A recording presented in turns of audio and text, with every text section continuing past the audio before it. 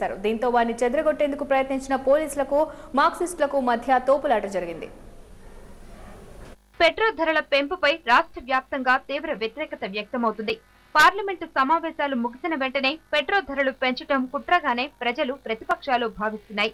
అంతర్జాతీయ ఆర్థిక శక్తులకు తలొగ్గి దేశ ప్రజల బాగోగులు చూడకుండా కేంద్రం ధరలు పెంచిందని వామపక్షాల నేతలు ఆరోపిస్తున్నారు.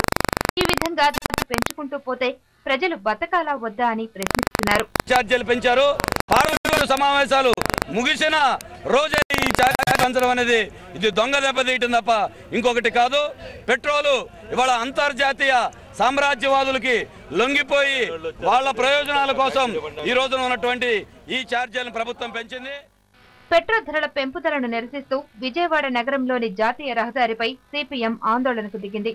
వందలాది వాహనాలు ఒక్కసారిగా ఆగిపోవడంతో జాతీయ రహదారిపై ట్రాఫిక్ స్తంభించిపోయి వాహనదారులు ఇబ్బందులు పడ్డారు. అయినా అందరూ ఆందోళనకు సహకరించడం విశేషం. ప్రతి ఒక్కరూ పెట్రోల్ ధరలను వ్యతిరేకిస్తున్నారు. దీంతో వాహనాలు ఎక్కడివక్కడే ఆపేసి ఆందోళనలో వారు కూడా పాల్గొన్నారు. కాంగ్రెస్ ప్రభుత్వం సంపన్నులకు రాయితీలు ఇచ్చి పేదవాళ్ల మీద ఈ రకమైనటువంటి భారాలను మోపడం నిజంగా సిగ్గుచేటైనటువంటి విషయం.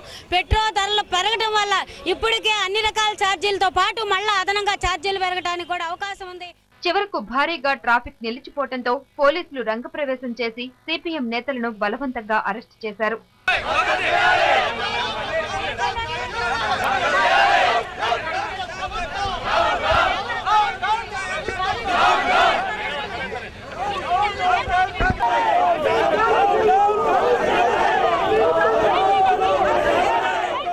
ఈ సందర్భంగా సిపిఎం కార్యకర్తలకు పోలీసులకు మధ్య తీవ్ర పెనుగులాట జరిగింది. తమ నేత బాబురావును అరెస్టు చేయడాన్ని నిరసిస్తూ పోలీసు వాహనానికి కార్యకర్తలు అడ్డుపట్టడంతో పోలీసులు వారిని కూడా బలవంతంగా ఈడ్చుకుంటూ బాబురావును పోలీస్ స్టేషన్ కు తరలించారు.